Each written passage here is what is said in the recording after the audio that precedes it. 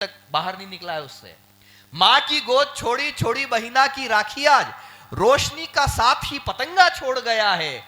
छोड़ गया अपने सुहागिन की सुनी मांग, गोद में अबोध शिशु नंगा छोड़ गया। और कठुमर वालों, देश भक्ति के लिए ही, देश भाव के लिए ही केसरिया श्वेत हरी गंगा छोड़ गया है। और चक्रधारी चक्र सी चमकदार तेज आंखें, अब आपकी तालियां मिले। चक्रधारी चक्र सी चमकदार तेज आंखें, आंखें हैं या आंखों में तिरंगा छोड़ गया है। तो कविता बड़ी नहीं होती है, कविता की जमीन उसे बड़ा कर देती है। अपने क्रम में अशोक चरण स्वयं जब आपके सामने होंगे आप समझ जाएंगे ये मंच आज कितना भव्य है, जहां पे सरदार प्रताप फौजदार अध्यक्षता कर रहे हो जिस मंच की। बड़े भाई अभी आप तय कर लो, देखो दोनों आप तो लास्ट टाइम में मुझे बता देना कि कौन अध्यक्ष है भाई, हमको तो बस ये आप दोनों तय करके बता देना। और हमारा बहुत प्यारा दिनेश देसी घी यहाँ पे है, कवियत्री खुशबू खुद जब महकेगी आप देखना। आज की टीम बड़ी अच्छी है, पर एक कवि पता नहीं तू हमेशा घूर घूर के बाकी कवियों को क्यों देखता है। ये हमारा छोटा भाई है, ये आके बैठता है मंच में और बाकी कवियों को घूर घूर के देखता है, जैसे कि ये बताता है कि मैं जबरदस्ती आया हूं। ऐसा नहीं है, तू परिवार का बेटा है, हमारे परिवार का बेटा है तू, यहाँ पे है बेटा। लेकिन कभी कभी क्या है कि सिर्फ जगह बनाना और जगह घेरना, इसमें अंतर है। अगर कवि ये समझ जाए कि जगह कैसे बनानी है, जगह कैसे घेरनी है, बस वो अंतर समझ जाए। क्योंकि हम लोग तो अपने पेमेंट लेने आते हैं, कुछ कवि ऐसे होते हैं जो वसूली करने आते हैं। लेकिन ये अब धीरे धीरे समझदार हो रहा है। मेरा प्रिय कवि है, मेरा छोटा भाई है, इसकी एक दो कविताएं मुझे खुद पसंद है। मैं चाहता हूं कि ये थोड़ा अपना तरीका बदल ले तो एक दिन भविष्य में बहुत आगे बढ़ेगा, वरना कब तक यही करते रहोगे। आइए मुरारी लाल जी आ गए हैं, और मुरारी लाल जी के एक पहला कवि जम जाता है तो संयोजक मंच पे आ जाता है, वरना वो पीछे चला जाता है फिर। और लिफाफे में से चेक और वो सारी चीजें भी फिर बाद में ही मिलती है। आप देखिए, आप बात करोगे तो फिर हम नहीं। हाँ, आप भी कवियों को सुनिए। मैं एक अच्छा कवि, प्यारा कवि, इस कवि सम्मेलन की मंच का हमारा छोटा भाई है। मैं चाहूंगा कि वो मारुति नंदन आए। एक बार आप लोग तालियां बजाएं मारुति के लिए। अच्छी जमीन तैयार कर दी अभिषेक ने। आओ बेटा और आशीर्वाद लो कठुमर का।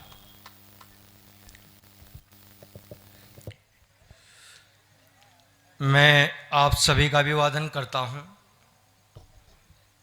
प्रणाम करता हूं कठुमर की जनता जनार्दन को, और जन जन के लाडले हमारे लोकप्रिय विधायक मुझे भाई साहब रमेश खींची जी को भी प्रणाम करता हूं। सुरेंद्र भारती, अभी सुरेंद्र सार्थक जी ने कठुमर का एक अर्थ ये भी बताया कि कठो मरियोट है, उसको भी कठुमर कहते हैं।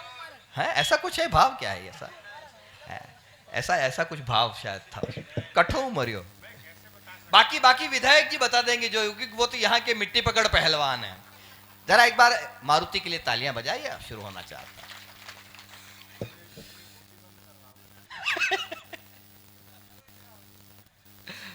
भाई साहब का विशेष प्रेम है, जो इनके हृदय के भाव बाहर भी आ जाते हैं, बहुत स्नेह करते हैं।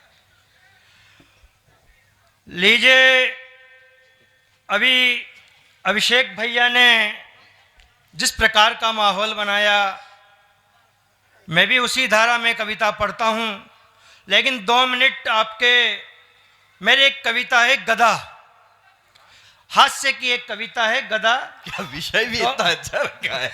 2 मिनट में उसको पढ़कर के अपने तेवर में आऊंगा। गधा पढ़ रहा है, ध्यान रखना। जोरदार तालियां बजा के एक बार की कविता सुनो। और ये कविता वाह भाई वाह शो से आनंद शैलेश लोढ़ा जी के कार्यक्रम से और 1-2 चैनलों से प्रसारित हो चुकी है। और उसी कविता के 2 छंद में केवल यहाँ पढ़ूंगा, बाकी मैं अपने वीर रस की विधा की कविताएं यहाँ पढ़ूंगा, सुनेगा। न बल में कम न अकल में कम, न बल में कम न अकल में कम, अपमानित करते मुझे सदा। मैं एक गधा, मैं नेक गधा, मैं जंतु गधा, मैं किंतु गधा। अरे वाह वाह वाह, एक बार ताली बजा दो अगर इतनी आत्म स्वीकारोक्ति के लिए। मैं महामूर्ख माना जाता, सही बात है। मैं महामूर्ख माना जाता, नालायक से मेरा नाता। मैं महामूर्ख माना जाता, नालायक से मेरा नाता। मुझको अपमानित करने को मानव को गधा कहा जाता। हाँ, आज तो इसके कंठ में सरस्वती बैठ गई है। मुझको अपमानित, मैं महामूर्ख माना जाता, नालायक से मेरा नाता। भाई वाह, भाई वाह। मुझको अपमानित करने को मानव को गधा कहा जाता। इन चिंताओं में गुल कर अब नहीं कुलाचे भरता हूँ, धोबी कुमार से डरता हूँ, बस आज्ञा पालन करता हूँ। क्या क्या नाम है मेरे पर्यायवाची हैं वो बताता हूँ कि मैं गधा एक आम आदमी का पर्याय, और गधा के माध्यम से आम आदमी की समस्याएं, उसकी जीवन की विडंबनाएं मैं आप तक पहुंचाता हूं। कविता लिखने वाला गधा नहीं है, लेकिन भाव वैसे ही लाओ जैसे मैं पढ़ रहा हूं कि खर गर्दब वैशाखी नंदन, आजाद जी भाई साहब, खर गर्दब वैशाखी नंदन इन नामों से अवलोकित हूं। खर गर्दब वैशाखी नंदन इन नामों से अवलोकित हूं। मान खर गर्दब वैशाखी नंदन इन नामों से अवलोकित हूं। पौराणिक कथा प्रसंगों में रावण के सिर पर शोभित हूं। खरदूषण मेरे वंशज और दक्ष प्रजा मेरे अंशज। घोड़ा मेरे कुल में हीरा, घोड़ा मेरे कुल में हीरा, इसका मैं शोभ नहीं करता। अगली पंक्ति आशीर्वाद चाहेगी आपका कि घोड़ा मेरे कुल में हीरा, इसका मैं शोभ नहीं करता। मुझको भी रत्न कहा जाए, मैं ऐसा लोभ नहीं करता। वाह वाह, मुझको भी रत्न कहा जाए, मैं ऐसा लोभ नहीं करता। मैं काबुल में भी रहता हूं और इसीलिए मैं कहता हूं कि मैं व्यापक विश्व बंधु नीति का हूं पालक। मैं व्यापक विश्व बंधु नीति का हूं पालक। शीतला माई का वाहन हूं, अतएव सृष्टि का संचालक। वाह वाह। शीतला माई का वाहन हूं, अतएव सृष्टि का संचालक। दुष्टों को नसूं दुलकती से, दुष्टों को नसूं दुलकती से, भक्तों के लिए बनूं वरदा। मैं एक गधा, मैं नेक गधा, मैं जंतु गधा, मैं किंतु गधा। एक बार ताली बजा दीजिए। कविता बहुत लंबी है, लेकिन मैं गधे की कविता पे स्वर ताली बजाइए। परिवर्तन करता हूं। समय का थोड़ा ध्यान रखें, सभी लंबी टीम है और हमें प्रताप फौजदार जी तक और सुरेंद्र सार्थक जी तक पहुंचना है। हाँ साहब, मैं वहां से अपनी बात शुरू करता हूं। विभिन्न दृश्य थोड़ी देर मैं अपने तरीके से आपको दिखाऊंगा। देश की विडंबनाओं पर कविताएं लिखता हूं, विसंगतियों पर कविता लिखता हूं, सुनेगा।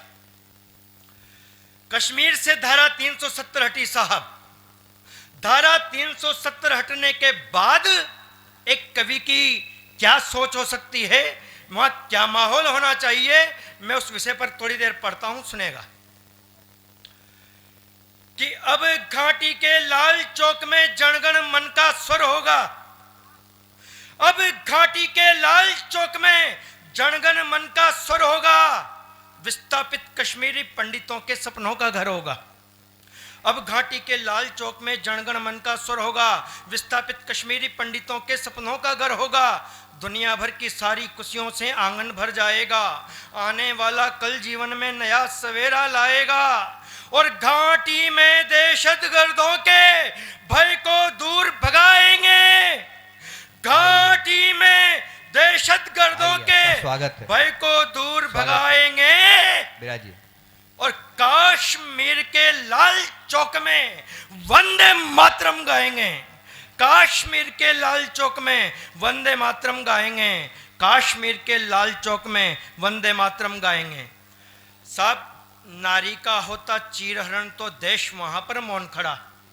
बंगाल से अपनी बात शुरू करता हूं कि नारी का होता चीरहरण तो देश वहां पर मौन खड़ा। लगता है सारा सभ्य सदन धृतराष्ट्र पितामह द्रोण बना।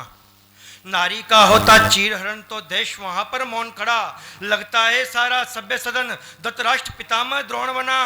रोती चिल्लाती अबला को हम कब निर्णय दे पाएंगे, दुशासन यूं ही चीर खींच 28 लगाते जाएंगे।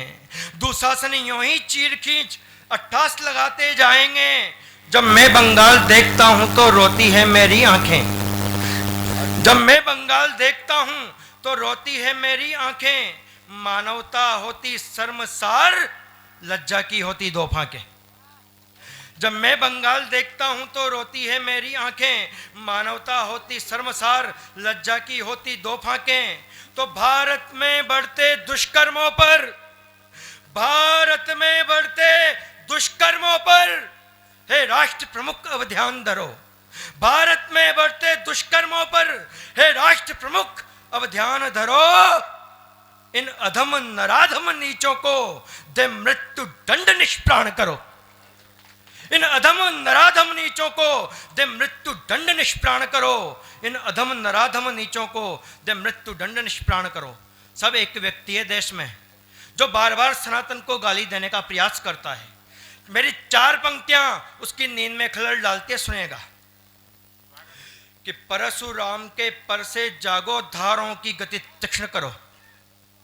कि परशुराम के पर से जागो, धारों की गति तीक्ष्ण करो, और पुनः 2100 बार धरा को रिपुदल से विक्षीर्ण करो।